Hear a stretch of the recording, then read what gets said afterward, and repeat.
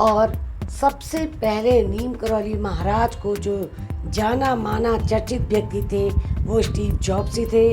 और बाद में 5 अक्टूबर को स्टीव जॉब्स की मृत्यु हो गई और मृत्यु के समय भी ऐसा कहा जाता है उनकी कैंसर से मृत्यु हुई। और जब उन्हें उनका देह ले जाया जा रहा था तो बाद में देखा कि उनके तकिए के नीचे भी नीम करौली महाराज की एक फ़ोटो थी। स्टीव जॉब्स को बाद में पॉल जॉब्स ने गोद ले लिया था, लेकिन उनके अंदर हमेशा कौतूहल रहा कि मैं कौन हूँ, मेरे असली माँ बाप कौन है, ये जानने के लिए वो हमेशा लालायित रहते थे।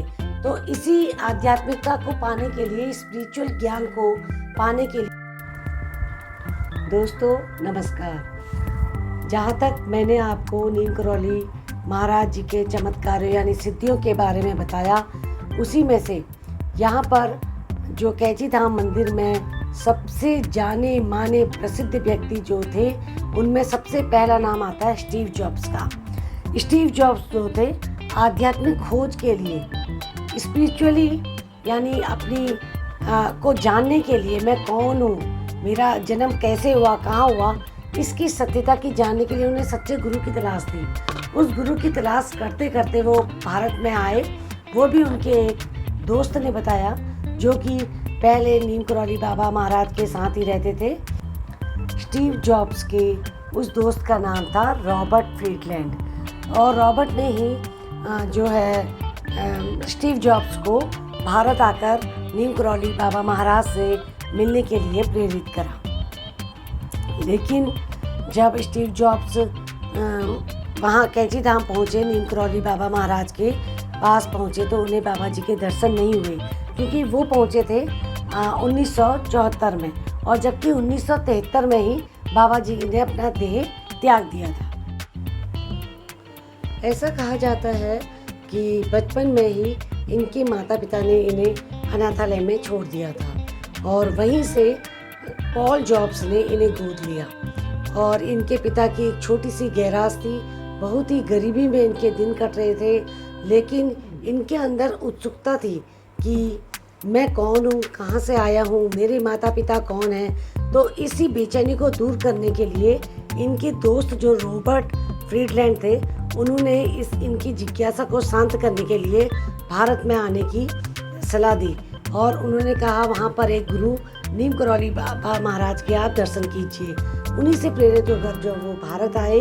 तो लेकिन 1974 में स्टीव जॉब्स भारत आए और 1973 में ही नीम करौली बाबा ने अपना देह त्याग दिया था। उन्हें साक्षात दर्शन तो नहीं हुए, लेकिन वो सबसे पहले हरिद्वार आए। हरिद्वार में कुंभ मेला चल रहा था, वहाँ पर वे कुछ दिन रुके।